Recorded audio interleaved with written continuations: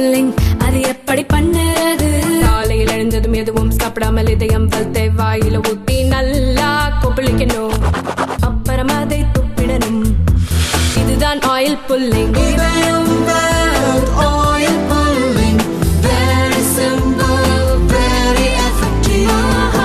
கோவை மாவட்டம் பொள்ளாச்சி அருகே ஆனைமலையில் உள்ள மாசாணியம்மன் கோயில் பிரசித்தி பெற்றது.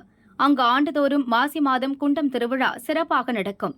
இந்த ஆண்டு குண்டம் திருவிழா ஜனவரி 29ஆம் தேதி கொடியேற்றத்துடன் தொடங்கியது. இதனைத் தொடர்ந்து ஆழியார் ஆற்றங்கரையில் உள்ள மயானத்தில் கடந்த 12ஆம் தேதி நடுநிசியில் மயான பூஜை நடந்தது.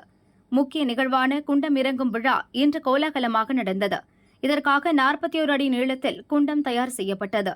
கோயில் அருளாளிகள் மற்றும் முக்கியஸ்தர்கள் மேளதாளங்கள் முழங்க அம்மனது சூலாயுதம் ஆபரண பெட்டியை ஊர்வலமாக எடுத்து வந்து சிறப்பு பூஜை செய்தனர்.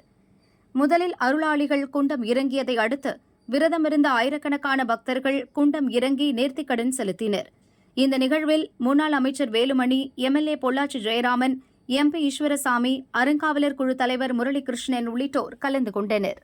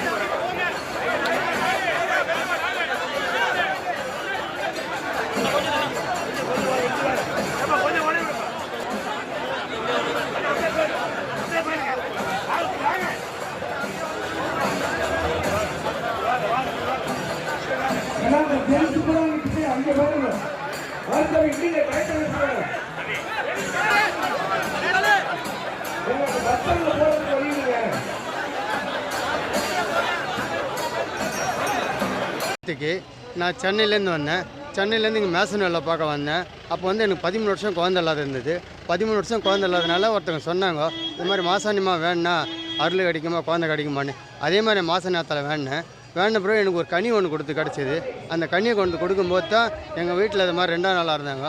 அப்போ வந்து அந்த கனியோடு நின்றவங்க தான் 13 வருஷம் பிறகு எனக்கு குழந்தை பிறந்து, இப்போ பெண் குழந்தை பிறந்திருக்கு.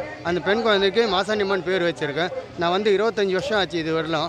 25 வருஷம். இப்போ அந்த பெண் குழந்தைக்கு ஒரு ஆம்பளை பையன், ஒரு பெண் குழந்தை, 2 பேருக்குமே அவன் பேர் மாதவன் பேர் வச்சுருக்கேன். பேரனுக்கு பேத்திக்கு மாதவியின் பேர் வச்சுருக்கேன். ஆனால் மாசாணியம்மன் இன்ஸ்டால் வச்சுருக்கேன். மாசாணியம்மன் நம்பி வரவங்க யாரும் வீண் போனதில்லை. இதுவரையில் இந்த ஊர் சென்னையிலேருந்து இல்லை, எல்லா ஊர்லேருந்து வராங்க. நான் சில கேள்விப்பட்ட வரலாம் மாசாணியம்மன் பெருமையை சொல்ல போனால் பெருமையை சொல்ல முடியும். சொல்கிறதுக்கு அந்த அளவுக்கு எனக்கு இது தகுதி இல்லை. அவளோட அருள் உலகத்தோட சிறந்த தெய்வம் எதுன்னு கேட்டால் எனக்கு மாசாணியம்மா தாயின்னு தான் சொல்லுவேன். நான் 25 வருஷம் குண்டத்தில் இறங்கும்போது இன்னும் சரி எந்த ஒரு இடைஞ்சல எதுவும் இல்லாத வந்து இறங்கிட்டு போகிறேன். மாசாணியம்மா அருளில் நம்பினவங்க யாரும் கைவிட்டதில்லை, வீண் போனதில்லை, வீணாகனதில்லை.